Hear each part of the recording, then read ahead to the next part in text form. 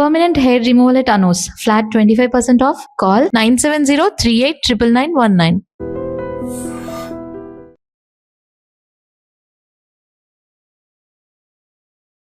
Welcome to iDream media.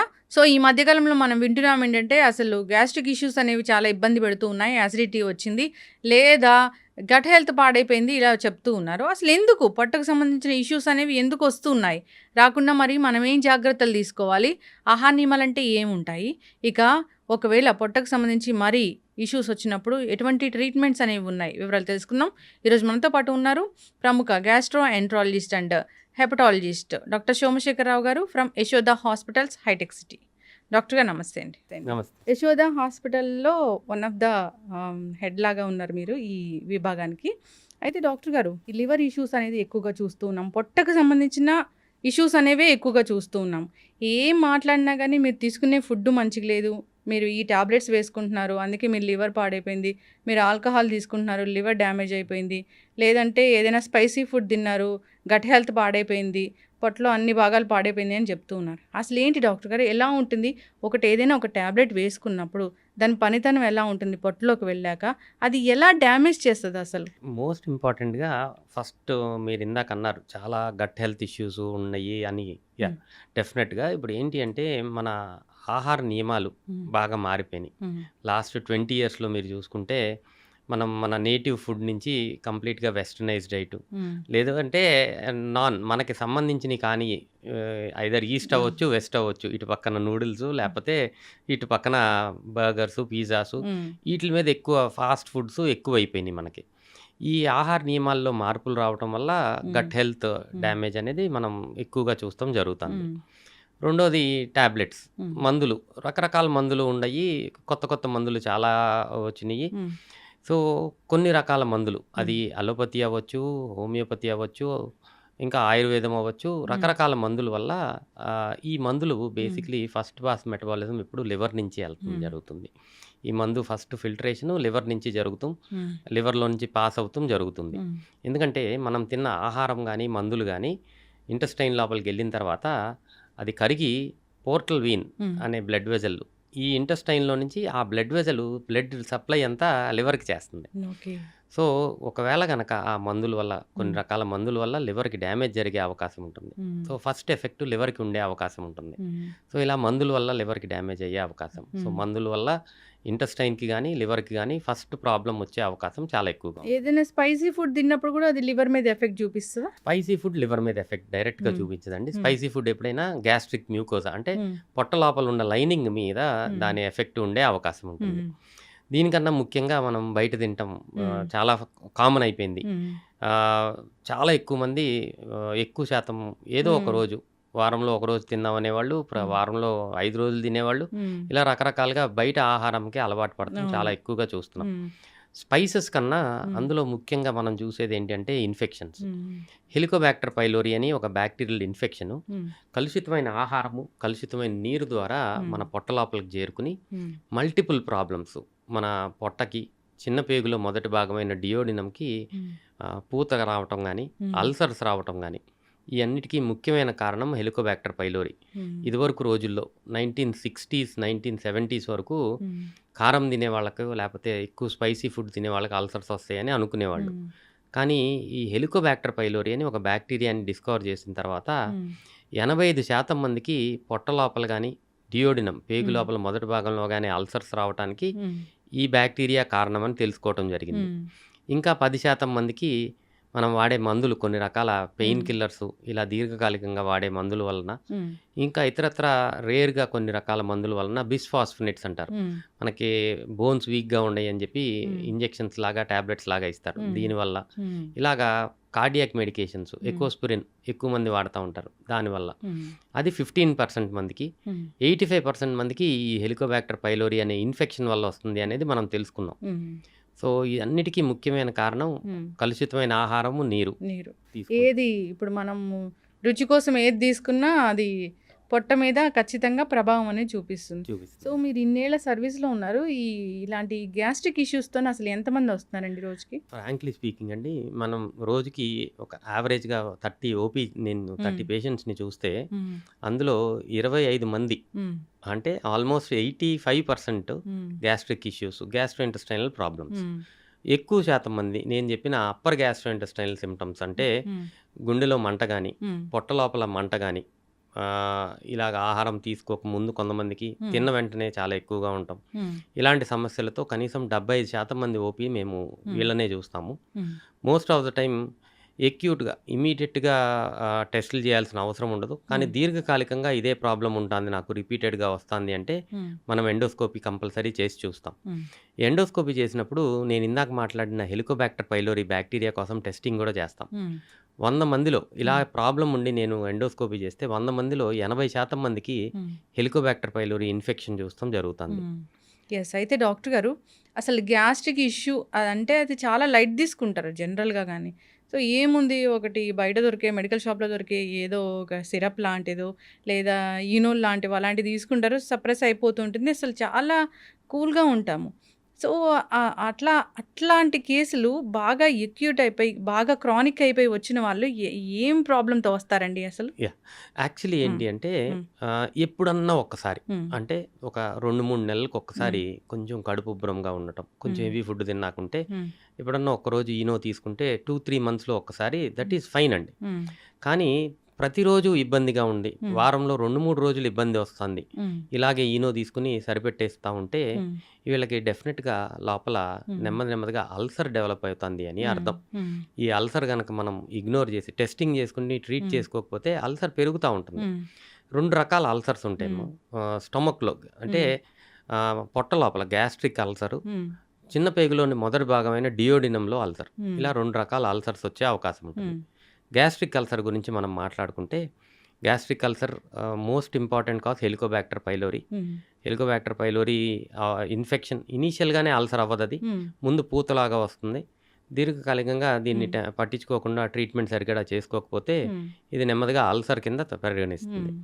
అది అలా ఈ ఉండిపోతుంది సిమ్టమ్స్, ఆ బ్యాక్టీరియా. ఆ బ్యాక్టీరియా అలాగే ఉండిపోతుంది. మ్మ్. ఇది క్రానిక్ ఇన్ఫెక్షన్. మ్మ్. ఒకవేళ మనం దాన్ని ఎరాడికేట్ చేయకపోతే మ్మ్. దీర్ఘకాలికంగా పొట్ట లోపలే ఉండిపోతుంది. దీని మ్మ్. స్పెషల్ ఇది ఏంటి అంటే, మిగిలిన మ్మ్. బ్యాక్టీరియా, వైరసెస్ ఏదైనా మన మ్మ్. పొట్ట లోపల ఉన్న యాసిడ్‌తో చనిపోతాయి. మ్మ్. బట్ ఈ హెలికోబాక్టర్ పైలోరీకి ఆ మ్మ్. యాసిడ్‌ని ఎస్కేప్ చేసి మ్మ్. ఇంకా యాసిడ్ ఎక్కువ తయారు చేసే గుణం ఉంటుంది. మ్మ్. సో దీనివల్ల అది ఇట్ కెన్ సర్వైవ్ యాసిడ్. మ్మ్. అక్కడే ఉండి ముందు అల్సరు. ఈ మ్మ్. అల్సర్‌ని కూడా మనం సరైన టైంలో ట్రీట్ చేయకపోతే మ్మ్. ఈ అల్సరే గ్యాస్ట్రిక్ అల్సరు మ్మ్. గ్యాస్ట్రిక్ క్యాన్సర్ లాగా పరిగణించే ఓ. అవకాశం ఉంటుంది. మ్మ్. So it's very complicated. దాన్ని ఏమంటాము, పొట్టలో వచ్చే క్యాన్సర్ని? గ్యాస్ట్రిక్ క్యాన్సర్ మ్మ్. అంటే గ్యాస్ట్రిక్ క్యాన్సర్ అనే అంటాము, మ్మ్. Stomach cancer. మ్మ్. సో ఇలా వచ్చే అవకాశం ఉంటుంది. మ్మ్. గ్యాస్ట్రిక్ క్యాన్సర్‌కి ముఖ్యమైన కారణం హెలికోబాక్టర్ పైలోరీ ఇన్ఫెక్షన్. మ్మ్. ఇలాగే దీర్ఘకాలికంగా మ్మ్. సిమ్టమ్స్ ఉండగాని మ్మ్. ఎప్పుడో ఒకసారి టాబ్లెట్ వేసుకుంటాం, మ్మ్. లేదంటే రెగ్యులర్‌గా ఇలా మ్మ్. ఓవర్ ద కౌంటర్ మెడికేషన్స్ తీసుకుని మ్మ్. ట్రీట్మెంట్ సరిగ్గా చేసుకోకపోతే గ్యాస్ట్రిక్ క్యాన్సర్ వచ్చే అవకాశం ఉంటుంది. ఓకే. డియోడినల్ అల్సర్ ఇందాక ఇంకొకటి మ్మ్. చెప్పాను. డియోడినల్ అల్సర్‌తో ప్రాబ్లం ఏంటంటే, ఇది క్యాన్సర్‌గా పరిగణించే అవకాశం లేదు. మ్మ్. కానీ ఇది కూడా హెలికోబాక్టర్ పైలోరీ ఇన్ఫెక్షన్ వల్లనే వస్తుంది. మ్మ్. కానీ డియోడినం యొక్క గోడలు అంటే మ్మ్. దాని వాల్ చాలా థిన్‌గా మ్మ్. ఉంటుందన్నమాట. సో దీర్ఘకాలికంగా ఇలాగా ఇనీషియల్‌గా పెయిను, మ్మ్. కడుపులో నొప్పి ఇయన్నీ సిమ్టమ్స్ ఉంటాయి. మ్మ్. అప్పటికి పట్టించుకోకుండా ఓవర్ ద కౌంటర్ మెడికేషన్స్‌తో టెంపరరీగా మ్మ్. చేసుకునే వాళ్ళకి ఈ చిన్న పేగు యొక్క దారి మూసుకుపోవటం మ్మ్. అంటే డియోడినల్ స్టీనోసిస్ అంటారు. మ్మ్. అప్పుడు వాళ్ళకి దారి మూసుకుపోయి వాంతులు అయిపోతూ ఉంటాయి. ఓ. ఇలాంటి సిమ్టమ్స్‌తో ప్రెజెంట్ అయ్యే అవకాశం. మ్మ్. ఈ డియోడినల్ అల్సర్ కొంతమందిలో బ్లడ్ వెజల్ ఎక్స్‌పోజ్ అయిపోయి మ్మ్. రక్తస్రావం జరిగే అవకాశం, అంటే మ్మ్. బ్లడ్ వామిటింగ్‌తో ప్రెజెంట్ అయ్యే అవకాశం ఉంటుంది. మ్మ్. అరుదుగా ఈ మధ్య కాలంలో టాబ్లెట్స్ వచ్చటం వల్ల ఈ కాంప్లికేషన్ తగ్గింది. కానీ డియోడినల్ పర్ఫరేషన్ అంటారు. మ్మ్. అంటే ఆ పేగు పొర మ్మ్. సన్నగా ఉంటుంది కాబట్టి చిల్లు పడిపోయి పర్ఫరేషన్ అయ్యి అక్యూట్ ఎమర్జెన్సీ, మ్మ్. ఇమీడియట్‌గా సర్జరీ చేయాల్సిన మ్మ్. అవసరం. ఇలాంటి కాంప్లికేషన్స్‌తో ప్రెజెంట్ అయ్యే అవకాశం చాలా ఎక్కువగా ఎస్. ఉంటుంది. అయితే డాక్టర్ గారు, సో కడుపులో మంట ఇది ఖచ్చితంగా డాక్టర్ దగ్గరికి వెళ్ళాలి అనేది మాకెలా తెలుస్తదండి? అంటే ఫుడ్ తీసుకున్నప్పుడు అరగకపోవడం అట్లాంటి లక్షణాలలో ఏది ఉంటే మేము దాన్ని డాక్టర్ దగ్గర వెళ్ళాలనుకోవాలి? యాక్చువల్లీ ఎప్పుడన్నా ఒక్కసారి హ్మ్. ఒక నెల రోజుల్లోనో 2 నెలల్లోనో ఒక్కసారి గనక కడుపులో మంట, గుండెల్లో మంట హ్మ్. ఇలా ఏదన్నా కొంచెం ఫుడ్డు తేడా జరిగినప్పుడు జరిగే హ్మ్. అవకాశం ఉంటుంది. That can be taken as normal. హ్మ్. కానీ రెగ్యులర్‌గా హ్మ్. ప్రతిరోజు కడుపులో మంట రావటం, హ్మ్. ఏదో ఒక టాబ్లెట్ వేసుకోవాల్సిన అవసరం ఉండటం, హ్మ్. కడుపులో నొప్పి రావటం, హ్మ్. అట్‌లీస్ట్ వారంలో 2 సార్లు, 3 సార్లు వస్తాంది అంటే హ్మ్. డెఫినిట్‌గా ఇది గ్యాస్ట్రోఎంటాలజిస్ట్‌కి చూపించుకోవాల్సిన అవసరం ఉంటుంది. ఓకే. ఇగ్నోర్ చేయకూడదు. హ్మ్. 50 సంవత్సరాలు పైబడిన వాళ్ళు ఎవరైనా సరే హ్మ్. ఇంతకుముందు ఎప్పుడూ లేకుండా హ్మ్. సడెన్‌గా ఈ కడుపులో ఉబ్బరంగా ఉండటం గానీ, హ్మ్. ఆకలి లేమి గానీ, హ్మ్. గుండెల్లో మంట ఉంది అంటే డెఫినిట్‌గా కొత్తగా సింప్టమ్స్ వచ్చినియి అంటే హ్మ్. వీళ్ళు డెఫినిట్‌గా ఇన్వెస్టిగేషన్ గ్యాస్ట్రోఎంటాలజిస్ట్‌ని కలవాల్సిన అవసరం ఉంటుంది. హ్మ్. ఎందుకంటే ఆ ఏజ్‌లో మోస్ట్ కామన్‌గా మనం మాలిగ్నెన్సీస్, హ్మ్. క్యాన్సర్స్ చూసే అవకాశం ఉంటుంది. హ్మ్. ఎర్లీ డయాగ్నోసిస్ హ్మ్. విల్ మనకి ట్రీట్మెంట్‌ని చాలా బాగా చేసుకునే అవకాశం ఉంటుంది. ఓకే. సో, యంగ్ పీపుల్ అయితే రెగ్యులర్‌గా ప్రాబ్లమ్ ఉన్నాళ్ళు చూపించుకోవాలి. హ్మ్. 50 సంవత్సరాలు పైబడిన వాళ్ళు హ్మ్. ఇనీషియల్ స్టేజెస్‌లో కూడా వారం, హ్మ్. 10 రోజులు సడెన్‌గా సింప్టమ్స్ స్టార్ట్ అయితే హ్మ్. చూపించుకోవాల్సిన అవసరం ఉంటుంది. యెస్. చాలా మందికి భోజనం చేయగానే వామిటింగ్ సెన్సేషన్ అనేది వస్తుందని చెప్తూ ఉంటారు. అది ఎలాంటి కండిషన్‌లో మనం చూస్తాము? భోజనం చేయగానే వామిటింగ్ సెన్సేషన్ అనేది ఎవరికీ ఉండకూడదండి హ్మ్. అసల. ఉంటాంది అంటే లోపల ఏదో ప్రాబ్లమ్ ఉంది అని హ్మ్. అర్థం. హ్మ్. మోస్ట్ ఆఫ్ ద టైమ్ తినగానే వామిటింగ్ సెన్సేషన్ ఉంది హ్మ్. అంటే పొట్ట లోపల హ్మ్. Some problem. హ్మ్. అది అల్సర్ దాకా ఉండాల్సిన అవసరం లేదు. హ్మ్. పొట్ట లోపల పూత హ్మ్. ఎరోజన్స్ అంటాము. హ్మ్. ఇలా ఉండే అవకాశము. హ్మ్. డియోడినం లోపల ఎరోజన్స్ ఇలా ఉండే అవకాశం ఉంటుంది. హ్మ్. ఇలా ఉన్నవాళ్ళు డెఫినిట్‌గా పరీక్ష చేయించుకోవాలి. హ్మ్. నేను చెప్పిన హెలికోబాక్టర్ పైలోరీ అనే బ్యాక్టీరియా కోసం టెస్టింగ్ చేసుకోవాలి. హ్మ్. అండ్ ఒకవేళ టెస్టింగ్ చేసి పాజిటివ్ వస్తే కంప్లీట్ హ్మ్. క్యూర్ చేయగలుగుతాం మనం. ఓకే. చేస్తే ఈ ప్రాబ్లమ్ నుంచి బయటపడే అవకాశం ఉంటుంది. హ్మ్. మీరు చెప్పిన ఆ బాక్టీరియా అనేది అసలు పొట్టలో ఉండకూడదు, పెరగకూడదంటే ఏం చేయాలి డాక్టర్ గారు? ఫస్ట్ అండ్ ఫార్మోస్ట్ థింగ్ కలుషితమైన ఆహారము, నీరు. హ్మ్. ఇది మనకి ఆహ్, రెగ్యులర్‌గా ఔట్ సైడ్ ఫుడ్ తీసుకునే వాళ్ళల్లో హ్మ్. ఎక్కువ శాతం మనం చూస్తా హ్మ్. ఉంటాము. కొన్ని కొన్ని బ్లడ్ గ్రూప్స్ ఉన్న వాళ్ళలో ఈ హెలికోబాక్టర్ ఓహ్! పైలోరీ హ్మ్. ఎక్కువ శాతంగా ఉండే అవకాశం ఉంటుంది. హ్మ్. ఓ పాజిటివ్ బ్లడ్ గ్రూప్ ఉన్న వాళ్ళకే హ్మ్. హెలికోబాక్టర్ పైలోరీ ఆహ్, ఇమ్మీడియేట్‌గా వచ్చే అవకాశం చాలా ఎక్కువగా ఉంటుంది. హ్మ్. అంటే ఎప్పుడన్నా ఒక్కసారి తిన్నా ఇది పొట్ట లోపల ఉండిపోయే అవకాశం. హ్మ్. సో, ఇలాగ కొన్ని రకాల కొంతమందికి కొన్ని ఇమ్యూనిటీస్ ఉంటాయి. హ్మ్. ఇమ్యూనిటీ స్ట్రాంగ్‌గా ఉన్న వాళ్ళకే రాకపోవచ్చు. హ్మ్. బట్ బయట రెగ్యులర్‌గా తినేవాళ్ళు హ్మ్. ఎవరైనా సరే ఈ హెలికోబాక్టర్ పైలోరీ ఉండే అవకాశం ఉంటుంది. హ్మ్. సింప్టమ్స్ ఉంటే హ్మ్. డెఫినిట్‌గా ఈ బాక్టీరియా కోసం హ్మ్. టెస్టింగ్ చేసుకోవాల్సిన అవసరం ఉంటుంది. హ్మ్. సో, జనరల్‌గా ఏదైనా ఇప్పుడు ఫుడ్ చేంజెస్ చేసుకోవడం గానీ, ఇప్పుడు గట్ హెల్త్ ఇంప్రూవ్ అవ్వడానికి ప్రోబయోటిక్స్, ప్రీబయోటిక్స్ ఇలా చెప్తూ ఉంటారు. వాటిని తీసుకోవడం గానీ చేస్తే ఈ బాక్టీరియా అనేది వెళ్ళిపోతదా?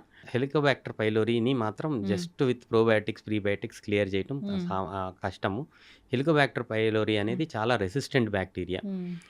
2 రకాల యాంటీబయాటిక్స్, హ్మ్. ఒక ప్రోటాన్ పంప్ ఇన్హిబిటర్ 3 రకాల టాబ్లెట్స్ 14 రోజులు కోర్స్ ఇవ్వాల్సి ఉంటుంది. హ్మ్. కంపల్సరీ దీన్ని క్లియర్ చేయటానికి. హ్మ్. ఇప్పుడు హైదరాబాద్‌లో మేము గమనిస్తే హ్మ్. ఈ హెలికోబాక్టర్ పైలోరీకి వరల్డ్ వైడ్‌గా మనం అమాక్సిసిలిన్, క్లారిత్రోమైసిన్, హ్మ్. ఒక ప్రోటాన్ పంప్ ఇన్హిబిటర్ ట్రీట్మెంట్ చేస్తున్నాం. హ్మ్. కానీ హైదరాబాద్‌లో చూస్తే ఈ క్లారిత్రోమైసిన్ అనే యాంటీబయాటిక్‌కి ఆల్రెడీ హెలికోబాక్టర్ పైలోరీ రెసిస్టెంట్‌గా ఉంది. ఓహ్! హ్మ్. సో, అంత తేలిగ్గా ఇది హ్మ్. క్లియర్ అయ్యే అవకాశం లేదు హ్మ్. కాబట్టి జాగ్రత్తగా చూసుకొని హ్మ్. ఏరియాని బట్టి ఏ టైప్ ఆఫ్ యాంటీబయాటిక్ పెట్టాలి హ్మ్. అనేది మనం డిసైడ్ చేసుకొని వాళ్ళని హ్మ్. ట్రీట్ చేయాల్సిన అవసరం ఉంటుంది. హ్మ్. ఒకవేళ మనకి అనుమానం ఉంటే హ్మ్. ఇది క్లియర్ అయిందా లేదా అని తెలుసుకోవడానికి దాని హ్మ్. తర్వాత స్టూల్ టెస్టింగ్ అంటే మోషన్ పరీక్ష చేసి హ్మ్. ఇది కంప్లీట్‌గా క్లియర్ అయిపోయిందా లేదా అనేది కూడా మనం చెక్ చేసుకుంటాం. ఓకే. అంటే ఎవరైనా డయేరియాతోని వెళ్తే, సో, దాంట్లో గూడా మనం టెస్ట్ అనేది చేస్తామా? డయేరియా కారణం గూడా ఇదే అవుతుందా డాక్టర్ అహా! గారు? లేదండి. హ్మ్. డయేరియాకి దీనికి సంబంధం ఉండదసల. హ్మ్. డయేరియాకి మల్టిపుల్ అదర్ రీజన్స్ ఉంటాయి. హ్మ్. ఇది క్రానిక్ ఇన్ఫెక్షన్ పొట్ట లోపలుండి హ్మ్. దీర్ఘకాలికంగా ఇది డిస్పెప్టిక్ సింప్టమ్స్ హ్మ్. మంట గాని, నొప్పి గాని హ్మ్. ఇలాంటి సింప్టమ్స్‌తో మనం ప్రెజెంట్ అవుతారు. ఓకే. డాక్టర్ గారు మీరన్నట్లుగా ఫస్ట్‌లో మీరు చెప్పారు. బ్లడ్ వామిటింగ్ అని. అది ఎప్పుడవుతదండి అసలు? మోస్ట్ కామన్‌గా హ్మ్. బ్లడ్ వామిటింగ్ అనేది అల్సర్స్ హ్మ్. ఆహ్, డియోడినల్ అల్సర్ గాని, స్టమక్‌లో అల్సర్ గాని హ్మ్. ఉంటే బ్లడ్ వామిటింగ్ అయ్యే అవకాశం హ్మ్. ఉంటుంది. అన్నవాహిక చివరి భాగము ఈసోఫేగస్ హ్మ్. డిస్టల్ ఈసోఫేగస్‌లో యాసిడ్ ఎక్కువగా ఉండి యాసిడ్ రిఫ్లెక్స్ వల్ల హ్మ్. పుండ్లు వచ్చే అవకాశం. అది ఈసోఫేజియల్ అల్సర్స్ అంటారు. హ్మ్. దీనివల్ల కూడా బ్లడ్ వామిటింగ్ అయ్యే అవకాశం హ్మ్. ఉంటుంది. ఇది ఆహ్, హ్మ్. పెప్టిక్ అల్సర్ డిసీజ్ అంటారు. సీరియస్ కండిషన్ అది. ఈసోఫేగస్లో అల్సర్ ఉండా, పొట్ట హ్మ్. లోపల అల్సర్ ఉండా, స్టమక్లో అల్సర్ ఉండా, డియోడినంలో అల్సర్ ఉండా హ్మ్. వచ్చే అవకాశం. హ్మ్. రేర్గా క్యాన్సర్ కూడా బ్లడ్ వామిటింగ్తో ప్రెజెంట్ అయ్యే అవకాశం ఉంటుంది. హ్మ్. అది ఈసోఫేగస్లో అవ్వచ్చు, పొట్ట లోపల అవ్వచ్చు. హ్మ్. ఇది కాకుండా మనకి ఈసోఫేజియల్ వారిసెస్ అంటారు. హ్మ్. అంటే లివర్ ప్రాబ్లం ఉన్న వాళ్ళల్లో హ్మ్. అన్నవాహిక లోపల బ్లడ్ వెజల్స్ ఉబ్బిపోయి ఉంటాయి. హ్మ్. ఈసోఫేజియల్ వీన్స్ ఉబ్బిపోయి హ్మ్. ఈసోఫేజియల్ వారిసెస్ అంటారు. హ్మ్. ఈ రప్చర్ అయితే కూడా బ్లడ్ వామిటింగ్ వచ్చే అవకాశం ఉంటుంది. హ్మ్. సో, ఇలాగ మల్టిపుల్ రీజన్స్ వల్ల బ్లడ్ వామిటింగ్ వచ్చే అవకాశం ఉంటుంది. హ్మ్. ఇది సీరియస్‌నెస్ అనేది అమౌంట్ ఆఫ్ బ్లడ్ బట్టి, ఏజ్ బట్టి, హ్మ్. వీళ్ళ కోమార్బిడిటీస్ ఇంకా హ్మ్. ఏదన్నా ప్రాబ్లమ్స్ ఉన్న వాళ్ళని బట్టి డిసైడ్ చేయగలుగుతాం. హ్మ్. So, young patient just small quantity of blood vomiting అయ్యింది అంటే హ్మ్. ఈసోఫేజైటిస్ అనుకోవచ్చు. హ్మ్. అది అంత సీరియస్ అయిన విషయం కాకపోవచ్చు. హ్మ్. కానీ అల్సర్ వల్ల గానీ, ఈసోఫేజియల్ వారిసెస్ వల్ల గానీ హ్మ్. బ్లడ్ వామిటింగ్ అయితే ఇది హ్మ్. కొంచెం సీరియస్ కండిషన్ కిందే మనం జంప్ చేసుకోవాలి. ఓకే. అండ్ ఇమ్మీడియేట్‌గా ట్రీట్మెంట్స్ అవైలబుల్‌గా ఉన్నాయి. హ్మ్. ఇదివరకు రోజుల్లో లాగా బ్లడ్ వామిటింగ్ అయితే కంగారు పడాల్సిన అవసరం లేదు. హ్మ్. మనం ఇమ్మీడియేట్‌గా ఇంజెక్షన్స్ స్టెబిలైజ్ చేసుకొని ఎండోస్కోపీ మనం చేస్తే, హ్మ్. ఎండోస్కోపీలో మనకి ఎక్కడి నుంచి బ్లడ్ వామిటింగ్ అవుతుంది అనే హ్మ్. సోర్స్ తెలుస్తమే కాకుండా హ్మ్. డయాగ్నోసిస్. దాంతో పాటు ఎండోస్కోపీలో ట్రీట్మెంట్స్ చేసుకోవచ్చు మనం. హ్మ్.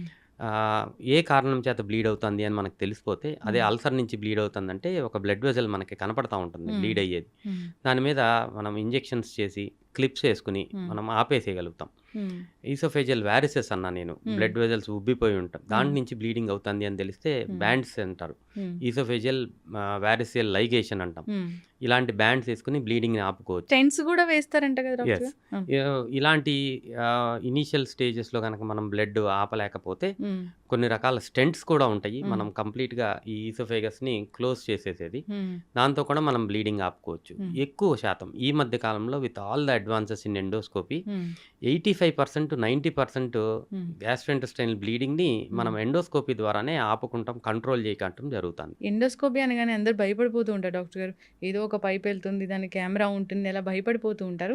ఇప్పుడేమైనా అడ్వాన్స్‌కొచ్చాయా దానికోసము? బేసికలీ ఏంటంటే first and foremost thing endoscopy కొంచెం ఇబ్బందికరంగా అనిపిస్తుందండి. హ్మ్. ఎందుకంటే మన విండ్ పైపు, ఫుడ్ పైపు పక్కన పక్కన ఉంటాయి. హ్మ్. సో, మనం స్వాలో చేసినప్పుడు దగ్గు రావటము, హ్మ్. ఇలాంటి సింప్టమ్స్ ఉంటాయి. లోకల్‌గా అనెస్థీషియా ఇచ్చి ఎండోస్కోపీ చేస్తాం. ఓహ్! లోకల్ స్ప్రే చేసుకొని చేస్తాము. హ్మ్. బాగా కోఆపరేటివ్ పేషెంట్ అయితే చాలా కంఫర్టబుల్‌గా చేయించేసుకుంటారు. హ్మ్. డయాగ్నోస్టిక్ ఎండోస్కోపీ మనకి మాక్సిమం హ్మ్. 5 మినిట్స్‌లో అయిపోతుంది. హ్మ్. కానీ చాలామంది ఇబ్బంది పడుతున్నారు కాబట్టి హ్మ్. మనం కాన్షియస్ సెడేషన్‌లో కూడా ఎండోస్కోపీలు చేస్తాం హ్మ్. జరుగుతుంది. అంటే కంప్లీట్‌గా మత్తులో ఉంటారు. మత్తులో 15 మినిట్స్ హ్మ్. కంప్లీట్ అనెస్థీషియాలో మనం హ్మ్. ఎండోస్కోపీ చేసుకోవచ్చు. హ్మ్. ఇలాంటి థెరపటిక్ ప్రొసీజర్స్ హ్మ్. ఏదైనా ఎండోస్కోపీలో ఏదన్నా కనపడబోతుంది, మనకి బ్లీడింగ్ అవుతుంది అన్నప్పుడు హ్మ్. మనం అనెస్థీషియా ఇచ్చుకొని హ్మ్. వాళ్ళకి ఇబ్బంది లేకుండా అనెస్థీషియా ప్రొసీజర్ ఎండోస్కోపీ ప్రొసీజర్ చేసుకోవచ్చు. హ్మ్. సో, ఎండోస్కోపీ గురించి భయపడాల్సిన అవసరం లేదు. అవసరమైనాళ్ళు కంఫర్టబుల్‌గా చేయించుకోవచ్చు. యెస్. ఇప్పుడు గట్ హెల్త్ గురించి మాట్లాడుకున్నాం డాక్టర్ గారు. అసలు గట్ హెల్త్ ఎవరికీ లేదు. అందరూ బయట ఫుడ్ తీసుకుంటున్నారు. ఇష్యూస్ అనేవి వస్తూ ఉన్నాయి. మంచి బాక్టీరియా అసలు ఉండడం ఉండడం లేదని అన్నారు. సో, ప్రోబయోటిక్స్, ప్రీబయోటిక్స్ అని ఎక్కువగా వింటూ ఉన్నాం. అసలు తెలీదు అసలు వాటి గురించి. ఏదో టాబ్లెట్స్ ఉంటాయి లేదా చద్దన్నం ప్రోబయోటిక్ ఇలా చెప్తూ ఉంటారు. ఎలా డిఫైన్ చేస్తారండి? ప్రీబయోటిక్ ఏంటి? అసలు ప్రోబయోటిక్ ఏంటి? ఇవి పొట్టని ఎలా మంచిగా చేస్తాయి అసలు? బాగా అర్థమయ్యేటట్టు ఫస్ట్ చెప్తాను. హ్మ్. ప్రోబయాటిక్స్ అంటే మనకి మీరన్నారు ఇందాక చద్దన్నం. హ్మ్. చద్దన్నంలో మజ్జిగ హ్మ్. ఏసి రోజంతా నైటంతా ఉంచుతారు. హ్మ్. సో, ఒక రకమైన గుడ్ బ్యాక్టీరియా డెవలప్ అవుతుంది. హ్మ్. ఇది ప్రతి ఒక్కళ్ళకి, హ్మ్. ప్రతి ఒక్క హ్యూమన్ బీయింగ్‌కి గట్ మైక్రోబయోమ్ అంటాం. హ్మ్. హ్మ్. గట్ మైక్రోబయోమ్ అంటే కొన్ని లక్షల మిలియన్స్ హ్మ్. ఆఫ్ బ్యాక్టీరియా మన ఇంటెస్టైన్ లోపల ప్రతి ఒక్కళ్ళకి ఉంటుంది. హ్మ్. అది ప్రతి హ్యూమన్ బీయింగ్‌కి ఆహ్, పుట్టిన వెంటనే హ్మ్. ఎప్పుడైతే తల్లిపాలు తీసుకుంటారో హ్మ్. కొలెస్ట్రామ్ అంటారు. ఫస్ట్ మిల్క్ చాలా మంచిది మదర్ నుంచి అవును. చిల్డ్రన్‌కి వచ్చేది హ్మ్. అంటారు. ఆ కొలెస్ట్రామ్ ఎప్పుడైతే బేబీలోకెళ్తుందో అప్పుడు స్టార్ట్ అవుతుంది. హ్మ్. అప్పుడు ఈ బ్యాక్టీరియా మంచి మంచి బ్యాక్టీరియా డెవలప్ అవుతూ హ్మ్. మొదలుపెడతాయి. సో, గట్ హెల్త్ బేబీ అప్పుడు ఎప్పుడైతే ఫస్ట్ బ్రెస్ట్ మిల్క్ తీసుకుంటారో అక్కడ స్టార్ట్ అవుతుంది హ్మ్. Gut health actually. సో, మనం తినే ఆహారాన్ని బట్టి మన gut health, gut microbiome develop అవుతా ఉంటుంది. హ్మ్. మనం తీసుకునే ఆహారంలో మీరిందాక ప్రీబయోటిక్, ప్రోబయోటిక్ అన్నారు హ్మ్. చూసారా? ప్రీబయోటిక్ అంటేనేమో ఒక ఈ గుడ్ బ్యాక్టీరియా డెవలప్ అవ్వటానికి వాటికి ఒక సబ్స్ట్రేట్ కావాలి. మ్మ్. దీన్ని ప్రీబయోటిక్ అంటాము. మ్మ్. ఈ గుడ్ బ్యాక్టీరియాని ప్రోబయోటిక్ అంటాం. మ్మ్. ఇది మనం బయట నుంచి సప్లిమెంట్ చేస్తున్నాం. మ్మ్. దానికి పేర్లు పెట్టి ప్రీబయోటిక్, ప్రోబయోటిక్ అని పేర్లు పెట్టాం. మ్మ్. బ్యాక్టీరియాని డైరెక్ట్గా సప్లిమెంట్ చేస్తే దీన్ని ప్రోబయోటిక్ అంటున్నాము. మ్మ్. ప్రీబయోటిక్ అంటే దానికి సబ్స్ట్రేట్ని కూడా సప్లిమెంట్ చేస్తే ప్రీబయోటిక్ అని అంటున్నాం. సో ఇది న్యాచురల్గా ఎలా దొరుకుతుంది ఇది అందరికీ తెలియాలి. మనం రెగ్యులర్గా తినే ఆహారంలో నేటివిటీ, మన ఏరియా ప్రకారం, మన నేటివిటీ ప్రకారం మనకి ఆహారాలు ఇవన్నీ మనం ఎప్పటి నుంచినో అలవాటు పడిపోయి ఉన్నాం. మ్మ్. ఈ బేసిక్లీ మనం రెగ్యులర్గా తినే ఆహారమే ప్రీబయోటిక్. మ్మ్. మనం తినే ఆహారంలో పెరుగు, మజ్జిగ మ్మ్. ఇవన్నీ ప్రోబయోటిక్. మ్మ్. సో ఇవన్నీ బయటికి వెళ్ళిపోయినాయి కాబట్టి ఇవన్నీ మనం రెగ్యులర్గా మనం వాడట్లేదు కాబట్టి మ్మ్. సప్లిమెంట్స్ లాగా తీసుకోవాల్సి వస్తుంది. మ్మ్. సో మన ఒక్కొక్క ఏరియాకి, అంటే ఫర్ ఎగ్జాంపుల్ ఇండియా మనం తీసుకుంటే, ఇండియాలో సౌత్ ఇండియాలో మన ఫుడ్ హ్యాబిట్స్ బట్టి మన గట్ మైక్రోబయం ఉంటుంది. మ్మ్. నార్త్ ఇండియాలో వాళ్ళ ఫుడ్ హ్యాబిట్స్ బట్టి వాళ్ళ గట్ మైక్రోబయం మ్మ్. ఉంటుంది. వెస్ట్రన్ కంట్రీలో గట్ మైక్రోబయం, ఇలా it varies from person to person. ఇప్పుడు రీసెర్చ్ ఎంత డెవలప్ అవుతుంది అంటే మన హెల్త్ మొత్తాన్ని, బాడీ యొక్క హెల్త్ మొత్తాన్ని డిటర్మిన్ చేసేదే మ్మ్. గట్ మైక్రోబయం అనేది. మ్మ్. ఒక ప్రతి ఒక్క హెల్త్, అంటే హార్ట్ హెల్త్ కానీ, మ్మ్. బ్రెయిన్ హెల్త్ కానీ, గట్ హెల్త్ కానీ, everything is determined by your gut microbiome hmm. అనేది. సో గట్ మైక్రోబయం అనేది చాలా చాలా ఇంపార్టెంట్. దాన్ని మనం కాపాడుకోవాలి. ప్రతి ఒక్కరికి గుడ్ బ్యాక్టీరియా ఉంటుంది. ఎప్పుడైతే మనం ఆహారం బయట నుంచి తీసుకుంటాం, రకరకాల ఇన్ఫెక్షన్స్ వస్తాయో, మ్మ్. ఈ గుడ్ బ్యాక్టీరియా నెమ్మదిగా తగ్గిపోతూ ఉంటుంది. మ్మ్. ఎప్పుడైతే ఈ గుడ్ బ్యాక్టీరియా తగ్గిపోతుందో అప్పుడు డిజార్డర్స్, మనకి ప్రాబ్లమ్స్ వస్తున్నాయి. మ్మ్. ఇన్ఫెక్షన్స్ అనేది ప్రతి ఒక్కరికి మరి బయటికి కనిపించేది. మ్మ్. ఇది కాకుండా లోపల సిస్టమ్ డ్యామేజ్ అవుతూ ఉంటుంది. ఇలాగా ఏ రోజైతే గట్ మైక్రోబయం, గుడ్ బ్యాక్టీరియా తగ్గిపోయి మ్మ్. బ్యాడ్ బ్యాక్టీరియా పెరిగిపోతుందో మ్మ్. అప్పుడు డిసీజెస్ స్టార్ట్ అవుతాయి. Yes. Not just gut diseases, అంటే మ్మ్. పొట్టకి సంబంధించింది కాకుండా కాదు. మిగిలిన డిసీజెస్ కూడా అలా డెవలప్ అవుతున్నాయి అనేది మ్మ్. ఇప్పుడు కొత్త థియరీ. మ్మ్. సో దీన్ని మనం చాలా చోట్ల ఎక్స్పెరిమెంట్స్ ప్రూవ్ జరుగుతుంది. మ్మ్. సో ప్రతి ఒక్కళ్ళు స్టిక్ టు యువర్ బేసిక్స్. మ్మ్. పెరుగు తినండి రోజు, మజ్జిగ తాగండి అందరూ, మ్మ్. బయట ఫుడ్స్ అవాయిడ్ చేయండి. ఎక్సెసివ్గా ఏమంటారు, ఆయిలీ ఫ్యాటీ మ్మ్. ఫుడ్స్ ఇవన్నీ తీసుకున్నప్పుడు మ్మ్. ఈ గట్ మైక్రోబయం తగ్గిపోతూ ఉంటుంది. ఎక్కువసేపు డైజెషన్కి తీసుకునే ఫుడ్స్ కూడా గట్టిని పాడు చేస్తాయి డాక్టర్ గారు. ఇప్పుడు నాన్ వెజ్ లాంటివి ఎక్కువసేపు టైం పడుతుంది. నాన్ వెజిటేరియన్ వల్ల గట్ ప్రాబ్లం అవుతుంది. నాన్ వెజిటేరియన్లో ఎక్సెసివ్గా oils, excessive fat, for example red meat వల్ల ప్రాబ్లం ఉంటుంది. ఎగ్ వైట్, దానివల్ల ప్రాబ్లం ఉండదు. రెండిటికి చాలా డిఫరెన్స్ ఉంటుంది. Okay. So good protein, balanced డైట్లో గుడ్ ప్రోటీన్ ఉండాలి. బట్ రెడ్ మీట్లో ఎక్సెసివ్గా ఫ్యాట్స్ ఉంటాయి. ఇలా బ్యాలెన్స్ చేసుకోవాల్సిన అవసరం ఉంటుంది. ఇందాక మీరు ప్రీబయోటిక్, మనం రెగ్యులర్గా పండ్లు, కాయగూరలు ఇవన్నీ దే యాక్ట్ యాజ్ ప్రీబయోటిక్స్. అవి గట్ మైక్రోబయం గ్రోత్కి హెల్ప్ చేస్తూ ఉంటాయి. సో అది మనం ఖచ్చితంగా ఫ్రూట్స్ తీసుకోవాలి. డాక్టర్సే చెప్తున్నారు మజ్జిగ ఇలాంటివి తీసుకోవాలని. నిజంగా పెరుగు తీసుకోవడం, మజ్జిగ తీసుకోవడం, అట్లా తీసుకునే వాళ్ళని అయ్యో వీళ్ళు ఎవరో పాతకాలం వల్ల చూస్తూ ఉన్నారు డాక్టర్ గారు. ఎక్కడ చూసినా ఫ్రైడ్ ఫుడ్స్ ఇలాంటివే ఉన్నాయి. సో గట్టంతా పాడైపోతూ ఉంది. సో ఎప్పుడైనా హెల్దీ హ్యాబిట్స్ ఉండేలా చూసుకోవాలని కోరుకున్నాను డాక్టర్ గారు. అయితే లివర్ ఇష్యూస్ అండి చాలా మందిలో మనం చూస్తూ ఉన్నాము. ఈ ఏదైనా ఆల్కహాల్ తీసుకుంటే అది లివర్ మీద ఎఫెక్ట్ చూపిస్తుంది అట్లా చెప్తూ ఉంటారు. ఏదైనా ఒక ట్యాబ్లెట్ వేసుకుంటే లివర్ మీద ఎఫెక్ట్ చూపిస్తుంది అన్నప్పుడు అసలు ఎందుకు లివర్ మీద ఇవి ఎఫెక్ట్ చూపిస్తాయి? యాంటీబయాటిక్స్ అయితే మరీ ఎక్కువగా చూపిస్తాయని చెప్తారు. మెకానిజం అనేది ఎలా ఉంటుంది? Same thing. ఇందాక మనం ఆల్కహాల్ కానీ, మెడికేషన్స్ కానీ, ఏదైనా సరే మనం పొట్ట లోపలికి వెళ్ళిన తర్వాత ఫస్ట్ పాస్ అనేది లివర్ లోపలికే జరుగుతుంది. ఎందుకంటే ఇంటెస్టైన్స్లో నుంచి బ్లడ్ సప్లై ఎక్కువ శాతం లివర్ లోపలికి వెళ్తుంది. సో ఏదైనా టాక్సిన్ మన బాడీలోకి ఎంటర్ అయినప్పుడు ఆల్కహాల్కి ఫిల్టరేషన్ కెపాసిటీ ఉంటుంది. ఆల్కహాల్ అంటే లివర్ ఫిల్టర్ లాగా హెల్ప్ చేస్తుంది. మిగిలిన సిస్టమిక్ సర్క్యులేషన్లోకి వెళ్లకుండా.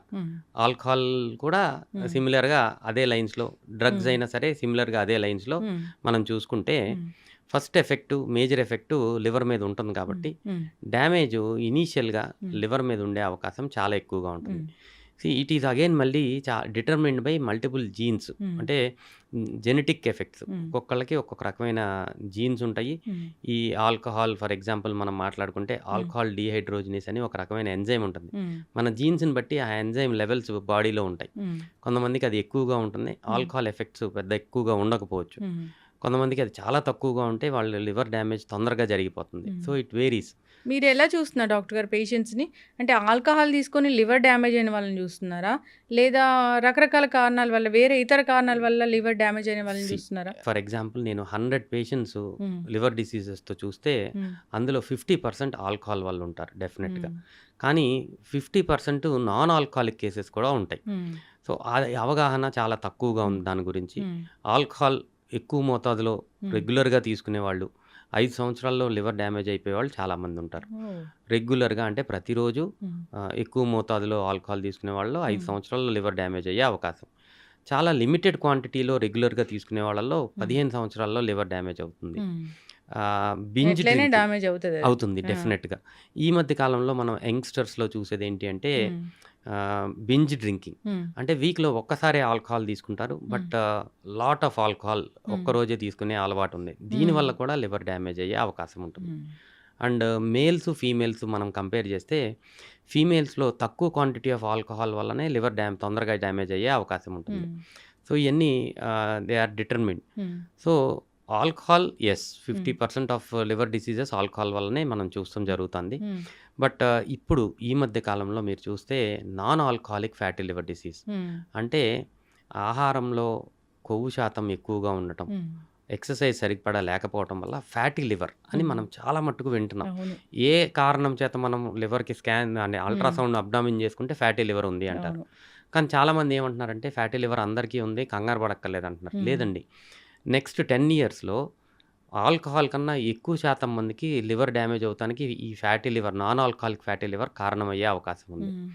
So, non fatty alcoholic liver ఉంటే ఏం అవ్వదని చెప్తున్నారు కదా డాక్టర్ గారు. అదే మీరు ఎగ్జాక్ట్‌లీ. చెప్పింది. ఆ! ఫ్యాటీ లివర్ అనేది అందరిలో చూస్తూ ఉన్నాము. అది ఏమి పెద్ద మనకి హెల్త్‌కి పాడు చేసేది ఏం కాదని చెప్తూ ఆ! ఉన్నారు. అది కరెక్ట్ కాదండి. హ్మ్. అది అపోహ. ఫ్యాటీ లివర్ డిసీజ్ వల్ల హ్మ్. ఈ మధ్య కాలంలో లివర్ సిరోసిస్ అంటే హ్మ్. ఎండ్ స్టేజ్ ఆఫ్ లివర్ డిసీజ్‌ని మనం చూస్తాం జరుగుతుంది. హ్మ్. ఈ రోజుకి యాస్ ఆఫ్ నౌ హ్మ్. యూఎస్‌లో non alcoholic fatty liver disease is leading cause of liver transplantation. అబ్బో! ఆల్కహాల్ కన్నా నాన్ ఆల్కహాలిక్ ఫ్యాటీ లివర్. హ్మ్. నెక్స్ట్ 10 ఇయర్స్‌లో ఇండియా అక్కడ ఉంటుంది. హ్మ్. Non alcoholic fatty liver disease వల్ల ఎక్కువ శాతం మందికి లివర్ డ్యామేజ్ అయిపోయి లివర్ ట్రాన్స్‌ప్లాంటేషన్ అవసరం పడే అవకాశం. హ్మ్.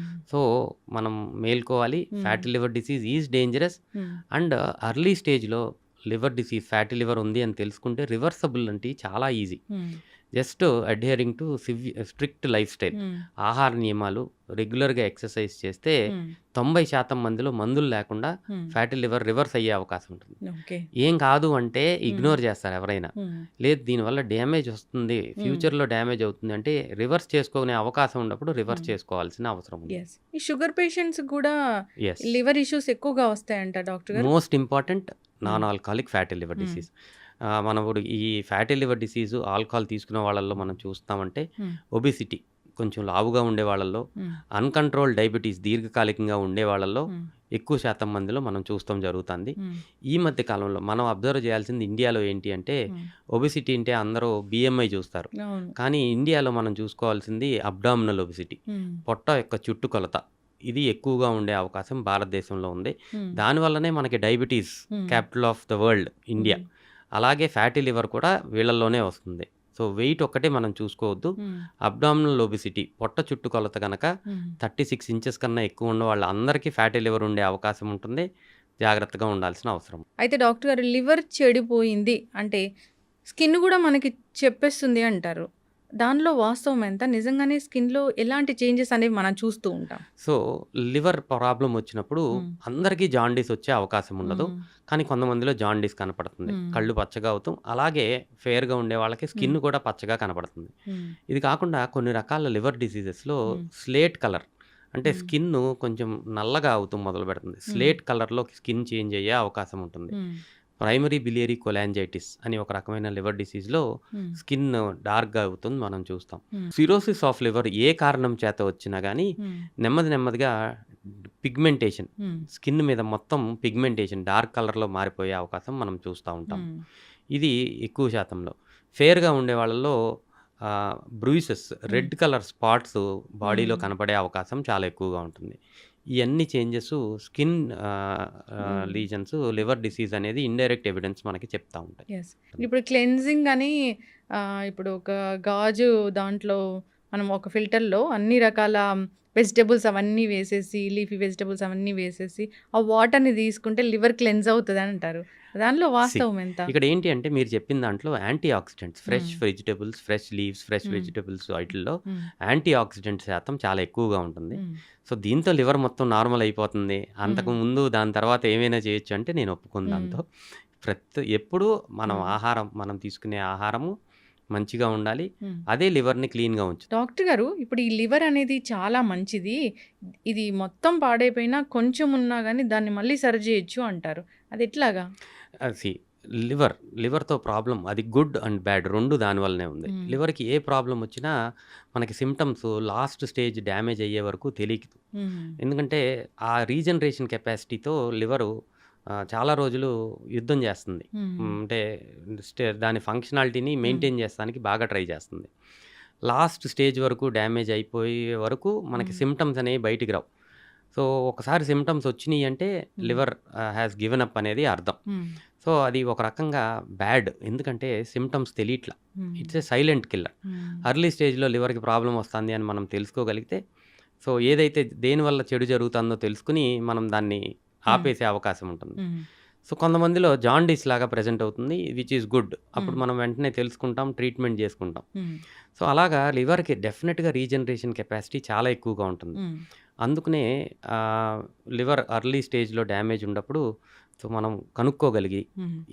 ఏదైతే డ్యామేజ్ కాజ్ చేస్తుంది, for hmm. Example alcohol hmm. ఆపేసామనుకోండి, hmm. Liver regenerate అయ్యి మళ్ళీ నార్మల్సీకి వచ్చే అవకాశం చాలా మ్మ్. ఎక్కువగా ఉంటుంది.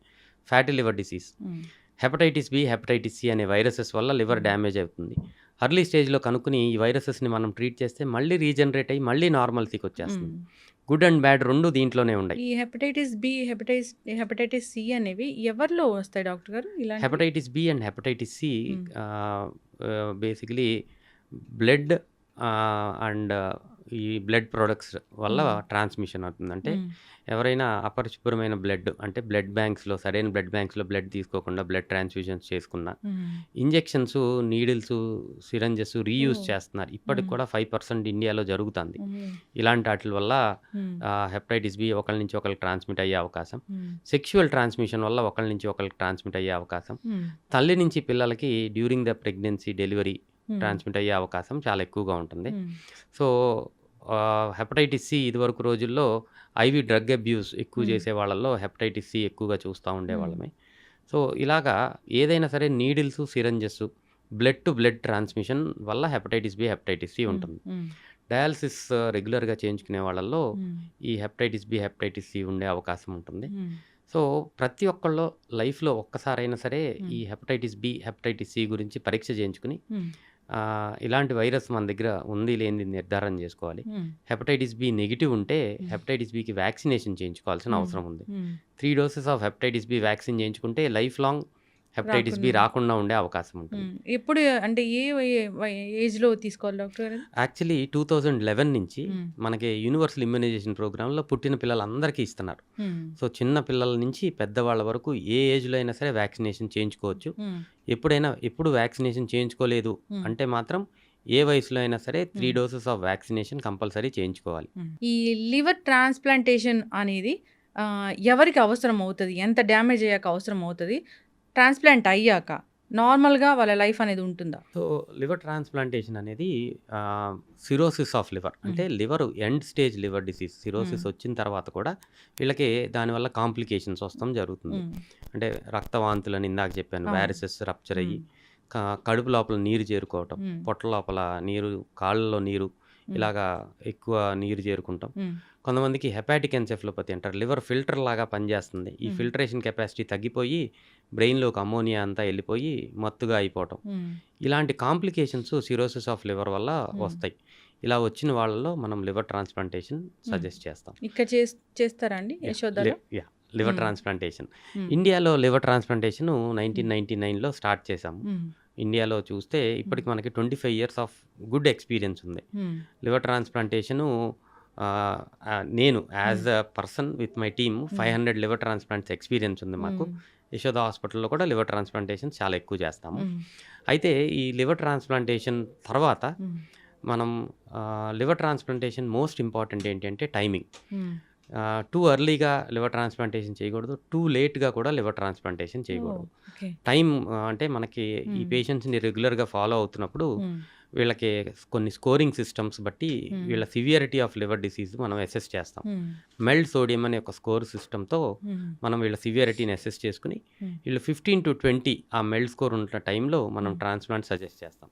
ఆ టైంలో ట్రాన్స్‌ప్లాంట్ చేస్తే లివర్ ట్రాన్స్‌ప్లాంటేషన్ అనేది హార్ట్, లంగ్, కిడ్నీ ఇవన్నీ నార్మల్‌గా ఉన్న పర్సన్‌కే చేస్తానికి ప్రయత్నం చేస్తాం. ఇలాంటి ప్రాబ్లమ్స్ ఉన్న వాళ్ళకి ఇంకా ప్రాబ్లం తర్వాత ఎక్కువ అయ్యే అవకాశం ఉంటుంది కాబట్టి. సో వీళ్ళకి ఓన్లీ లివర్ ప్రాబ్లం ఉంది అంటే మనం సెలెక్ట్ చేసుకుని టైంకి కనుక ట్రాన్స్ప్లాంట్ చేయగలిగితే ఎక్సలెంట్గా ఉంటుంది పోస్ట్ లివర్ ట్రాన్స్ప్లాంట్ వీళ్ళ life survival. Quality of life before transplantation, after transplantation చాలా చాలా మెరుగవుతుంది. లైఫ్ స్పాన్ అంటారా, దాని తర్వాత 20-30 ఇయర్స్ నార్మల్గా ఉండే అవకాశం చాలా ఎక్కువగా ఉంటుంది. ఎప్పుడు డాక్టర్ని సంప్రదిస్తూ ఉండాలి, రెగ్యులర్గా హెల్తీ హ్యాబిట్స్ ఉండాలా? ఇనీషియల్గా ఫస్ట్ 1 ఇయర్ ఎవ్రీ మంత్ చూస్తామమ్మా. 2వ సంవత్సరం 3 నెలలకు ఒకసారి చూస్తాము.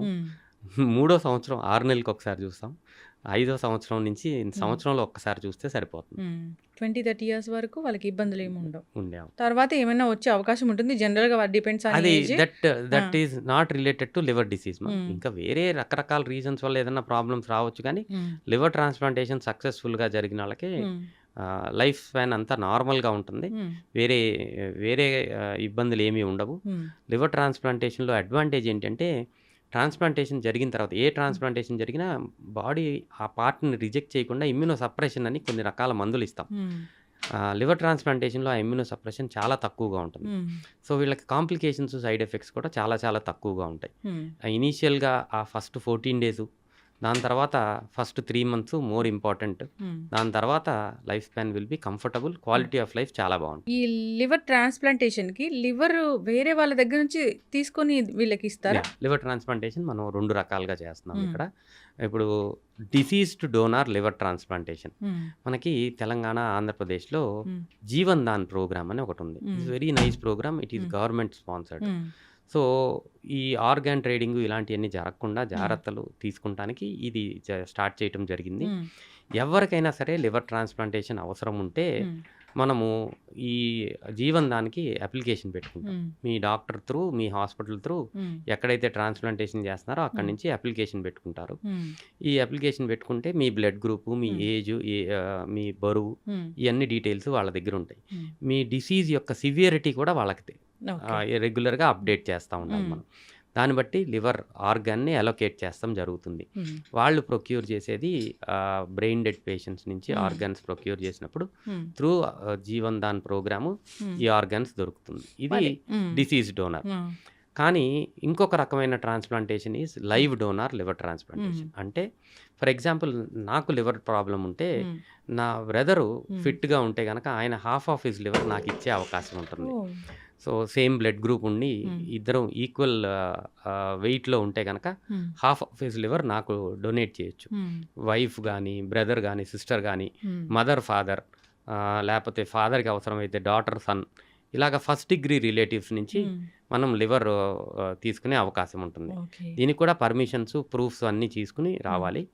సో అలా చేసినప్పుడు మనం liver transplantation, living donor liver transplantation, ఇది చాలా సక్సెస్ఫుల్గా జరుగుతుంది. అవతల వాళ్ళకి ఏమవుదా డాక్టర్ గారు? డెఫినెట్గా వాళ్ళందరినీ మనం ఎవాల్యుయేట్ చేసుకుని లివర్ వాల్యూమ్స్, ఈ ఫర్ ఎగ్జాంపుల్ నేను లివర్ డొనేట్ చేద్దాం అనుకుంటే నా లివర్ యొక్క వాల్యూమ్ ఎంత ఉంది చూసుకుంటాము. ఫర్ ఎగ్జాంపుల్ నేను 70 kgs వెయిట్ ఉంటే నాకు 700 grams ఆఫ్ లివర్ ఉండిపోతే సరిపోతుంది. మిగిలిన లివర్ నేను డొనేట్ చేయగలుగుతాను. సో సేమ్ థింగ్ రిసిపియంట్కి ఎవరికైతే లివర్ అవసరమో ఆయన 70 kgs ఉంటే ఆయనకి 700 grams లివర్ ఉంటే సరిపోతుంది. సో యావరేజ్గా మనకి 1500 to 1600 grams లివర్ ఉంటుంది ప్రతి ఒక్కరికి. సో దాంట్లో హాఫ్ ఆఫ్ ఇట్ ఇస్తే నేను డొనేట్ చేస్తే నా లివర్ మళ్ళీ 3 monthsలో నార్మల్ సైజ్కి వచ్చేస్తుంది. రీజనరేషన్, ఇందాక మీరు అన్న రీజనరేషన్ ఇక్కడ క్లియర్‌గా తెలుస్తుంది. ఖచ్చితంగా డాక్టర్ గారు. డాక్టర్ గారు చాలా చక్కటి ఇన్ఫర్మేషన్ అండి. పొట్టకు సంబంధించి కావచ్చు, ఈ లివర్ ఇష్యూస్‌కి సంబంధించి కావచ్చు. జనరల్‌గా మేము చూస్తూ ఉంటాం ఏంటంటే గ్యాస్ట్రిక్ ఇష్యూ వచ్చింది. దానికి టాబ్లెట్స్ వేసుకుంటున్నాము. డాక్టర్ గారు ఒక నెల మందులు వాడమన్నారు. Before food తీసుకోమన్నారు. తగ్గిపోతుందని చెప్పారు అని అట్లా వాడుతూ ఉంటారు. ఆ నెల పోయి 10 నెలలు అవుతుంది. సంవత్సరం వరకు కూడా వాడుతూ ఉంటారు. మీరు చెప్పిన ఆ రకరకాల ఇష్యూస్ అనేవి వస్తాయి. డ్యామేజ్ అవ్వడము, ఇంకా అసలు ఫుడ్ అరగకపోవడం, ఇలాంటి ఇష్యూస్ వస్తాయి డాక్టర్ గారు. సో అలా కాకుండా మంచి జాగ్రత్తలు తీసుకుంటూ మంచి ఆహార నియమాలు పాటిస్తూ ఇష్యూ వస్తే డాక్టర్ ఎన్ని రోజులు వాడమంటే అన్ని రోజులు మందులు వాడి ఇష్యూ పెరిగితే కనుక ఖచ్చితంగా డాక్టర్ని సంప్రదిస్తే అది వేరే లెవెల్కి వెళ్లకుండా ఉంటుంది. చాలా మంచి ఇన్ఫర్మేషన్ అండి. ఇంకా అంతేకాదు లివర్ ఇష్యూస్ కూడా చాలామందిని ఇబ్బంది పెడుతున్నాయి. ఈ ఇష్యూ వచ్చిన వెంటనే డాక్టర్ని సంప్రదిస్తే అది ఏంటి, మందులతో తగ్గుతుందా, అది సర్జరీ వరకు వెళ్ళాల్సి ఉంటుందా అనేది వాళ్ళు డిసైడ్ చేస్తారు. సో రకరకాల చెట్ల మందులు, పసర మందులు ఇవన్నీ వేసుకుంటూ ఉంటారు.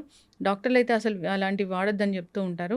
సో అట్లాగా ఎడ్యుకేట్ చేయాలని కోరుకుందాం డాక్టర్, ఎడ్యుకేట్ అవ్వాలని కోరుకుందాం డాక్టర్ గారు. ఈ సిరీస్ అనేది కంటిన్యూ చేద్దాము. ఇంకా చాలా క్వశ్చన్స్ ఉన్నాయి నాకు. చాలా చక్కటి ఇన్ఫర్మేషన్ అండి. ధన్యవాదాలు. Thank you. And for more videos, Please subscribe to iDream. Please subscribe to iDream. Please subscribe iDream. And please subscribe to iDream. For more videos, subscribe to iDream. please like, share and subscribe to the channel. Congratulations, iDream. Subscribe to iDream. Subscribe to iDream. So subscribe to iDream Media. iDream की iDream team अंदर की huge congratulations. Please subscribe iDream Media. Please subscribe to iDream. Subscribe iDream. Please subscribe to iDream. iDream అంటే నా కళల ఛానల్ను subscribe చేసుకున్న నోరు తిరుగుతలేదు. మీరైతే గంట గుర్తు కొట్టండి. For more such videos, please subscribe to iDream. Subscribe to iDream. Please subscribe to iDream. Please subscribe iDream Media. Please do subscribe to iDream. Please subscribe to iDream Media. For best entertainment and information, please subscribe iDream. And don't forget to subscribe to iDream.